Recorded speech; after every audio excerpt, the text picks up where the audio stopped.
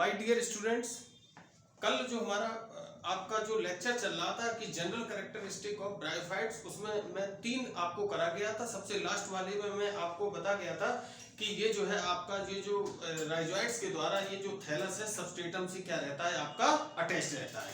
अब ये 3-4 पॉइंट को हम इधर का नाम 3 पॉइंट हो गए थे आपके, इनको हम आगे बढ़ाते हुए बात करते हैं। ठीक है, अब देखिए जरा हम बात करते हैं राइजोइड्स की। ठीक है, तो राइजोइड्स के बारे में जैसा जनरल हम आपको बता गए थे कि राइजोइड्स क्या करता है कि थैलस को सबस्ट्रेटम से अटैचमेंट का काम करता है। लेकिन इस राइजोइड्स की सिचुएशन जो है आपके अलग अलग ऑर्डर में अलग अलग होती है। ठीक है, तो in case of Hepaticopsida and जो है in case of Hepaticopsida HEPTI Hepaticopsida COPSID in case of आपका हेपेटिक कॉप्सिडा एंड एंथोसिरोटॉक्सिडा सिरोटॉक्सिडा। ठीक है, मैं थोड़ा सा ये टेक्निकल टर्म लिख लूं, इसके बाद आपको डिक्टेट करता हूं। ठीक है, सबसे पहला शब्द लिखा है हेपेटिक कॉप्सिडा और दूसरा क्या लिखा है आपका एंथोसिरोटॉक्सिडा। आपके सिलेबस के हिसाब से इसमें आपके हेपेटिक कॉप्सिडा में 2 मेंबर है। इसका एग्जांपल क्या हो गया आपका रिक्सिया और जो है आपका मार्केंसिया, और इसमें आ गया आपका एंथोसिरोस। क्या आ गया आपका एंथोसिरोस, CEROS, एंथोसिरोस।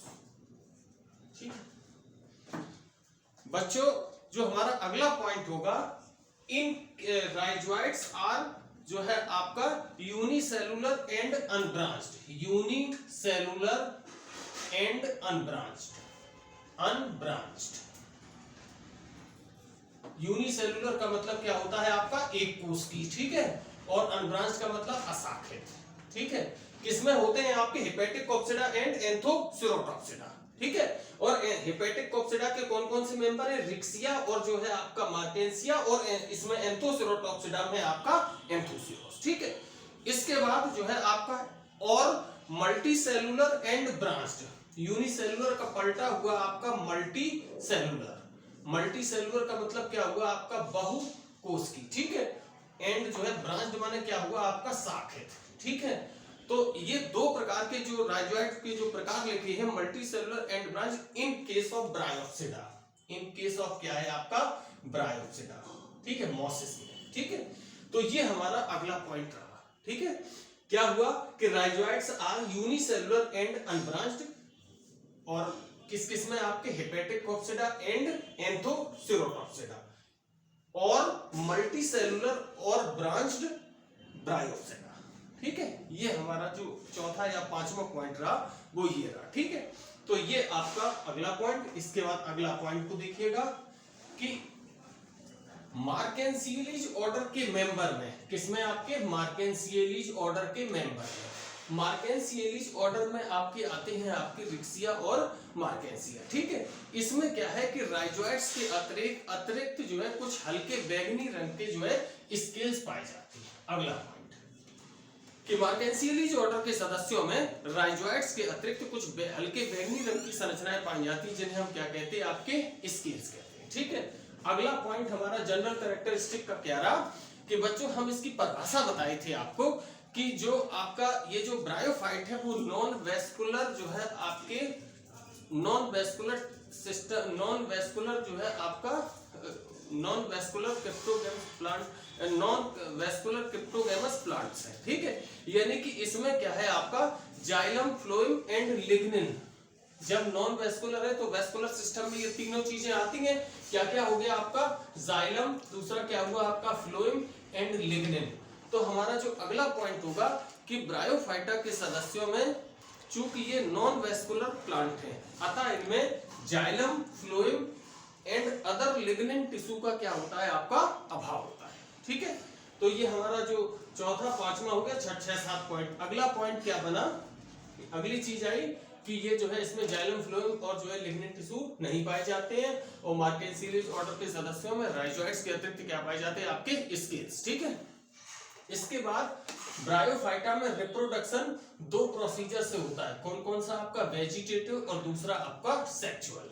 वेजिटेटिव माने हुआ आपका कायिक जनन और सेक्सुअल रिप्रोडक्शन माने लैंगिक जनन। इसके बाद इन दो चार प्रोसीजर के नाम लिख देंगे, ठीक है। अब हम इसको आगे बढ़ रहे हैं। अब देखिए जरा कि बच्चों हमने जो हमारा अगला पॉइंट था कि इसमें ब्रायोफाइटा में जो रिप्रोडक्शन दो मेथड बताए थे आपको, वेजिटेटिव और दूसरा सेक्सुअल। अब देखिए जरा ब्रायोफाइटा में वेजिटेटिव रिप्रोडक्शन कौन सा आपका वेजिटेटिव रिप्रोडक्शन। वेजिटेटिव को हम हिंदी में कहते हैं आपका कायिक और रिप्रोडक्शन माने जनन, ठीक है। वो किन किन विधियों के द्वारा होता है उनके नाम हम आपको बताए दे रहे हैं। ब्रायोफाइटा में जो है आपका vegetative reproduction by progressive PROGRESSIV by progressive death and decay of older part of thallus, older parts of thallus. क्योंकि ये बच्चों प्रोसीजर आगे जब हमारे जनरा आएंगे तो उनमें भी कॉमन हेडिंग अभी तैयार हो जाएंगी जो अभी आप लेके चलेंगे, ठीक है। तो सबसे पहली चीज कि ब्रायोफाइटा में वेजिटेटिव रिप्रोडक्शन की प्रमुख विधियां निम्न है। By progressive death and decay of older part of thallus, thallus के पुराने भागों की मृत्यु तथा गलन से, ठीक है। नंबर दूसरा जो प्रोसीजर है by adventitious branches, by adventitious branches ADVENTITOUS adventitious branches. Adventitious मतलब क्या हुआ आपका अपस्थानिक, ब्रांचेज माने शाखाएं। और तीसरा जो है आपका बहुत कॉमन है आपका ट्यूबर, क्या है आपका ट्यूबर, बाई ट्यूबर्स। और अगला है आपका बाई जेमी, GEMMAE जेमी। और अनेक हैं लेकिन हम चूंकि यहाँ एक पॉइंट पढ़ रहे हैं तो चार से ज्यादा देने का कोई मतलब नहीं है और चारों में वो लेने हैं जो काफी इंपॉर्टेंट है। तो बच्चों आपको क्या होता है कि सबसे पहला प्रोसीजर है आपका by progressive death and decay of older parts of thallus, by adventitious branches, by tubers, by gemmae. और कोई कोई बुक आपका जेमा लिख रही है, ठीक है। तो ये हमारा अगला रहा।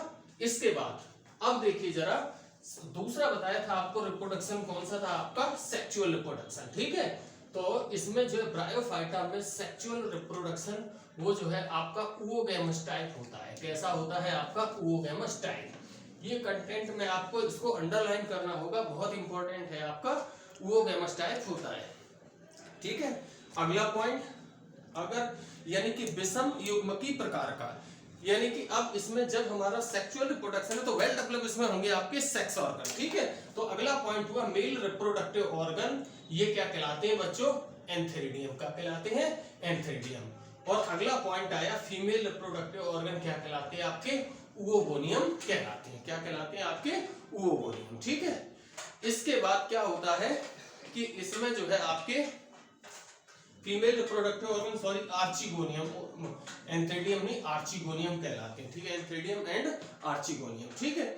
और इसके बाद क्या है कि फर्टिलाइजेशन के लिए जल क्या होता है आपका आवश्यक, ठीक है। अगला पॉइंट जो आया कि फर्टिलाइजेशन के लिए क्या होता है आपका जल आवश्यक होता है, ठीक है। और इसके बाद क्या है आपका कि इसमें जो है आपका कि फर्टिलाइजेशन की क्रिया में यद्यपि अनेक एंथेरोजोइट जो है आपके आर्चिगोनिया में प्रवेश करते हैं परंतु उसमें से एक एग से फ्यूज होकर जाइगोट बनाता है, क्या बनाता है आपका जाइगोट, ठीक है। तो इसके बाद अगला आया कि इसमें जो है आपके कि जाइगोट का नाम एम्ब्रियो डेवलपमेंट एक्सोस्कोपिक टाइप होता है। कैसा होता है एम्ब्रियो डेवलपमेंट एक्सोस्कोपिक टाइप होता है। ये चीज हमने जब जो है आपका क्या नाम सेलिएंट फीचर ऑफ आर्चिगोनिया पढ़ाया था उसमें भी दिया था, ठीक है। तो इसके बाद जो है इसमें एक्सोस्कोपिक टाइप होता है, ठीक है। इसके बाद जो अगला पॉइंट आएगा कि अब हमारी जब एम्ब्रियो बन जाएगा तो फिर गैमेटोफाइटिक फेज क्या हो जाएगी आपकी फिनिश हो जाएगी, अब शुरू होगी आपकी स्पोरोफाइट, ठीक है।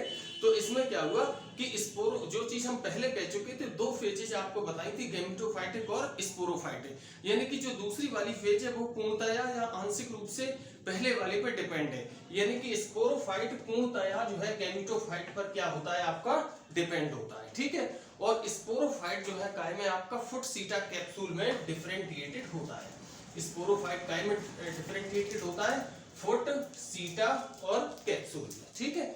इसके बाद क्या हुआ बच्चों कि इसमें जो है आपके कि इसमें फुट सीटा कैप्सूल में क्या होता है आपका क्या नाम डिफरेंशिएटेड होता है, और इस समूह के सभी सदस्य होमोस्पोरस होते हैं, यानी कि इसमें पाए जाने वाले जो स्पोर्स हैं वो कैसे होते हैं आपके होमोस्पोरस समबीजाणु। कभी कभी सवाल आता है कि which one of the homosporous, मतलब ब्रायोफाइट्स आर होमो हेट्रो, तो उसमें आप किसके साथ जाएंगे, होमोस्पोरस। ठीक, तो बच्चों आज का जो मेरा कंटेंट था वो जनरल कैरेक्टरिस्टिक, कल आपके 3 हुए थे और लगभग आज 10-12 निकल के आ रहे हैं। ठीक है, तो 15 कैरेक्टर का ये जनरल कैरेक्टर का जो ये सवाल बनता है ये अपने आप में पूरा सवाल है, तो इसको आप लोग अच्छे से तैयार करिए, क्योंकि अब जो थीम पिक्चर जो इस यूनिट की चलनी है वो इन कैरेक्टरिस्टिक पर बहुत कुछ बेस्ड होगी। ठीक है, और काफी जनरल चीजें हैं, कॉमन है, अगर अच्छे से तैयार करते रहेंगे तो कहीं कोई समस्या नहीं आनी चाहिए। लेकिन बच्चों आप लोग जो जिस हिसाब से फॉलो कर रहे हैं उससे बड़ी निराशा हो रही है, चल रहा है, देखो कब तक चलता है, क्योंकि आपका जो रुझान हमें बहुत अच्छा नहीं मिल रहा है। ठीक है, जो भी है, चलिए अब thank you, best of luck. आप लोग थोड़ा सा सब्सक्राइब करिए और इसको व्यू वगैरह दीजिएगा, लाइक करिए और इसको बढ़ाइएगा, क्योंकि आप ही लोग के हाथ में है, लेकिन आप लोग कुछ ध्यान नहीं दे रहे उस हिसाब से। Thank you.